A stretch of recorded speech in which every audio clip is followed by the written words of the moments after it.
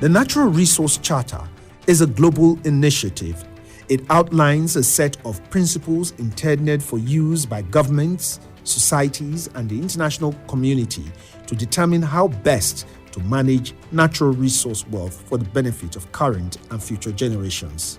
The charter document was initially written by a group of leading experts on natural resource governance, including Paul Collier, Michael Spence, Robert Conrad, and Anthony Venables, amongst other senior economists, lawyers, and political scientists. It received input from a range of stakeholders during a 12-month public consultation prior to the launch of the Charter in 2010.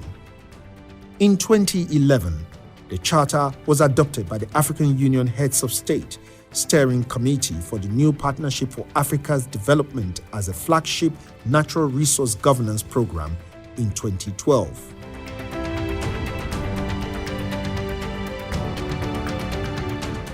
Natural resources abound in Nigeria, and they include diverse plant and animal biodiversity, arable land and fertile soils, petroleum, natural gas, and coal.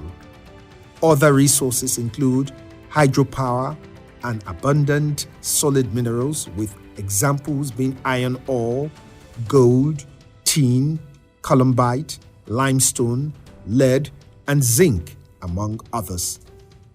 Nigeria can be rightly described as being blessed beyond measure. But is it? In the midst of this vast wealth is a poverty index that shows the country as one of the poorest nations in the world. It is obvious that wealth from the ground has not been transformed into wealth on the ground, which is financial wealth and physical infrastructure. Former Managing Director of the World Bank and two-time Minister of Finance in Nigeria, Ngozi Okonjo-Iweala, once said, "Every natural resource blessing which is mismanaged becomes a curse." This may have been the case of Nigeria since the 1960s, with the mismanagement of God-given wealth by the people. Everyone seems to be guilty, as no Nigerian is absolved of this blame to properly manage the vast abundance of natural resource wealth in the country. No government or people chooses to impoverish themselves. The path may have been missed or probably not known at all. The question is, what led to this mismanagement? Where did government and the people get it all wrong?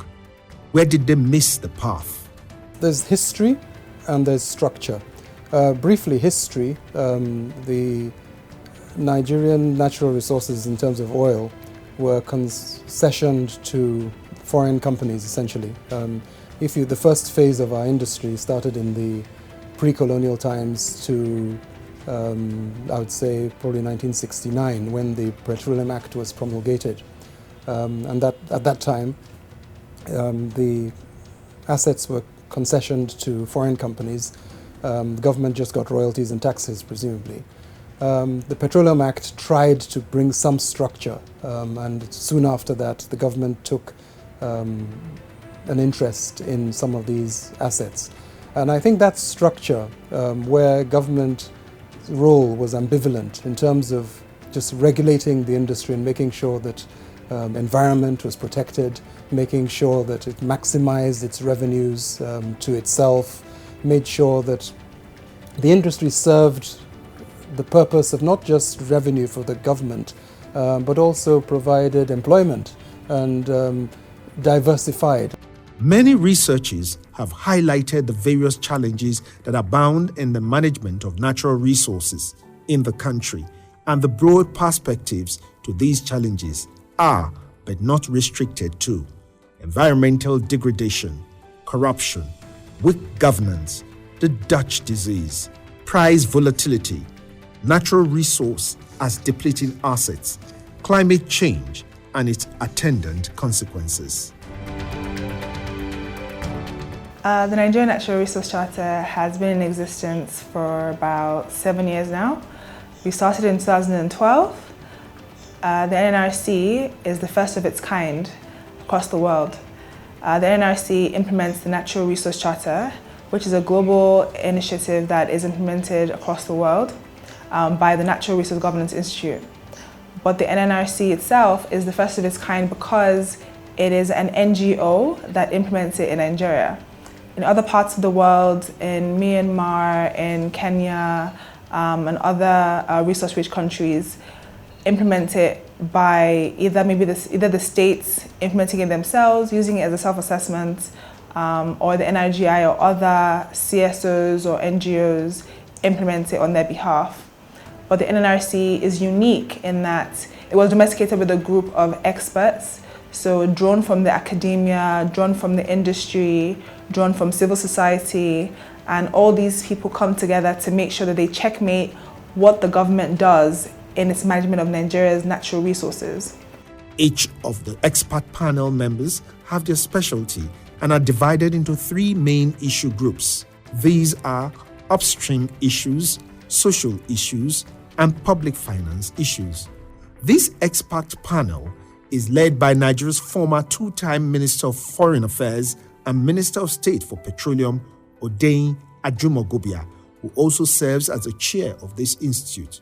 And what the NNRC Charter basically has defined 12 precepts. The first is to improve the economic and social well-being of the country using the natural resource as a base. And that's basically a summary of the other 12 precepts, which talk about accountability, transparency, the national oil company and how it's run, how investors are, the rules of engagement in the industry, and so on.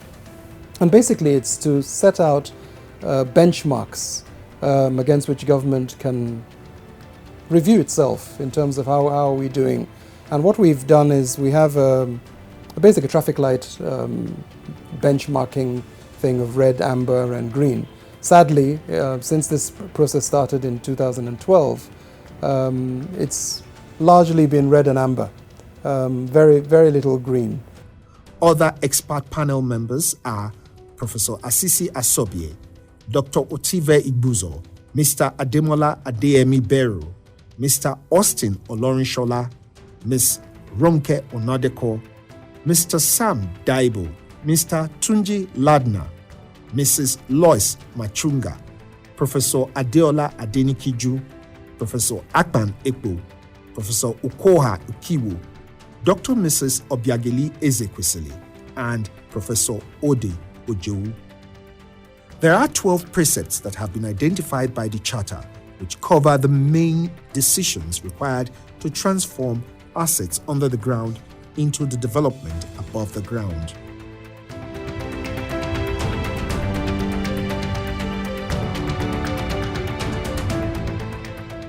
In 2012, the NNRC pioneered the assessment framework of the petroleum sector using these principles. The traffic light rating system was adopted. The traffic light scoring system is a system for indicating the status of a variable using the red, amber, or green of traffic lights. Red indicates danger, amber shows there is some progress, while green is a safe zone. The NNRC has published 3 benchmarking exercise reports, otherwise known as the BERs. One in 2012, another in 2014, while the most recent is in 2017. This exercise report shows findings from evaluations of the Nigerian government's performance in the extractive sector using the 12 precepts. The precepts are: Precept 1, Strategy, Legal Framework, and Institutions. Resource management should secure the greatest benefit for citizens through an inclusive and comprehensive national strategy, clear legal framework, and competent institutions. Precept 2, Transparency and Accountability. Resource governance requires decision makers to be accountable to an informed public. Precept 3, Exploration, licensing, and monitoring operations. The government should encourage efficient exploration and production operations and allocate rights transparently. Precept 4, Taxation and other company payments. Tax regimes and contractual terms should enable the government to realize the full value of its resources consistent with attracting necessary investment and should be robust to changing circumstances. Precept 5. Local impacts. The government should pursue opportunities for local benefits and account for, mitigate and offset the environmental and social costs of resource extraction projects. Precept 6. State-owned enterprises. National-owned companies should be accountable with well-defined mandates and an objective of commercial efficiency. Precept 7. Investing for growth. The government should invest revenues to achieve optimal and equitable outcomes for current and future generations. Precept 8. Stabilizing expenditure. The government should smoothen domestic spending of revenues to account for revenue volatility. Precept 9. Public spending. The government should use revenues as an opportunity to increase the efficiency of public spending at the national and subnational levels. Precept 10. Private sector development. The government should facilitate private sector investments to diversify the economy and to engage in the extractive sector. Precept 11. Role of extractive industries. Companies should commit to the highest environmental, social, and human rights standards and to sustainable development. Precept 12. Role of international communities. Governments and international organizations should promote an upward harmonization of standards to support sustainable development. The 2012 and 2014 benchmarking exercise report revealed 9 reds and 3 ambers. These reds are in Precepts 1, 2, 4, 5, 6, 7, 9, 11, and 12, while 3, 8, and 10 had ambers. The latest of these assessment reports is the 2017 benchmarking exercise report. This report analyzes the governance of the petroleum wealth in Nigeria and identifies crucial changes that have taken place in the sector since the last benchmarking exercise in 2014. The partners in this research carried out on the petroleum sector was done by the following bodies: Center for Public Policy Alternatives, CPPA, Civil Society Legislative and Advocacy Center, CISLAC, the Center for the Studies of the Economy of Africa, CSEA, the Center for Social Justice, CSJ, Social Action, SA.